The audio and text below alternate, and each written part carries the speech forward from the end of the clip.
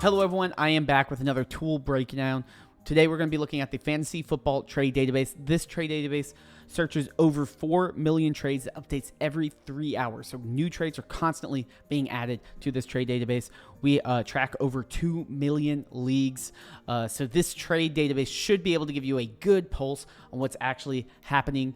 And by the time I upload this and you probably watch it, it's going to be hundreds of thousands of more trades in this trade database. So it's a great resource for finding what trades are happening, what players are being traded, and trying to track the volatility and liquidity of certain players. So before we get into it, obviously like, comment, support the channel, support the site, but let's dive into the tool. So there's two ways to navigate and find the tool. One, you can click this card down here. This will take you there. And it's also, you can find it if you look under the players menu, trade database. So what this will present you with is a bubble chart, and then you have additional filters and searching down here, as well as you can download this data from this chart. This chart, you can drag all these little balls around. That's fun, not really super useful, but if you highlight over it, it will give you the position, overall rank, the position rank, and the total number of trades in the past week for this player. You can also click on that player and it will automatically search trades for this specific player and pull them up. You can also get information, as with most of these tools.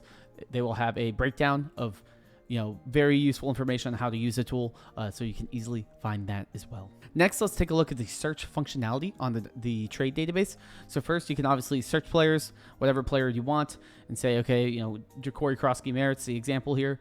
Then we have a ton of different features or filters that you can look at. So we have league type, dynasty redraft, quarterback, 1 QB, 2 QB leagues, scoring format. So this is like your PPR settings. Then we have tight end premium, which is that extra tight end premium point per reception. So you can search all different types of that. There's also team count. So you can get really crazy and look for 32 teams or something. Then there's starter count as well. So this is the number of players that are starting, not counting kickers or defense, like core, quarterback, wide receiver, running back, tight end, starters. And then this is max asset. So if you want to get rid of some of these larger trades, you can lower that amount and then only have trades with, a certain number of people. And then this one also has best ball. So this is a new feature I added, a new filter, and you can filter to only best ball drafts, non-best ball, or both. So those are useful. And then there's also this date range, which will by default pick the last 30 days. But you can filter if you want to search, what were people trading for Garrett Wilson 2 years ago. You could search trades like that. Whenever you make a modification to one of these filters, the search bar will pulse or whatever.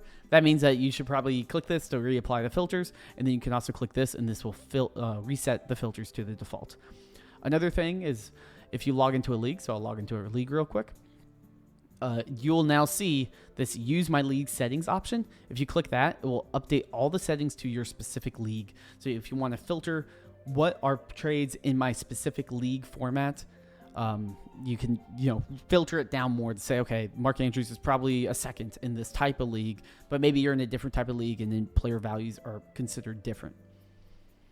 If we look down at the actual trade information, what you'll see is the date in the top left. So all of these are today, but if you go to multiple pages, you'll eventually see another day. It's probably because we don't have a filter. Let's just filter by Lamar Jackson. There we go. So 4 days ago, 7 days ago, you can search at different trades. Then we have these chips down here. Each one of these will tell you what the format of the league is. So it's a 2 QB, 12 team, start 10, full PPR, 0.75 tight end premium. It will also mention if it's a best ball, if it has different formats as well. That will be presented down here. And then you can also click on a specific player, and it'll pull up a little player page modal that you can look at, right? And this will open up the trade information, so you can track the trade volume over the past 4 months, different metrics on that, as well as compare it by wide receiver trade volume or the entire league. And then these are just some recent trades that are pulled up in the player page, and the rest of the player page stuff is there as well. I won't cover all of that in this video, but that's basically a high-level breakdown of the Dynasty Daddy trade database. There's a lot that you can do here. It's a great way to validate trades and also track important market trends. Like right now, people are scared about Brian Thomas Jr., and you can see that people are willing to move Brian Thomas Jr. right now, as he's the most traded player in the database with 4,000 trades in the past week. But anyway, this kind of covers everything I have. I want these to be kind of short, quick, bite-sized videos of how can I jump into these tools, learn more about them, and level up my knowledge on how to use Dynasty Daddy. Anyway, stick around to the site. We got a bunch of stuff. We got trade shows, fantasy videos, more tool videos, and of course, support the DynastyDaddy.com where all of this stuff happens. So again, I appreciate the support, and good luck searching trades.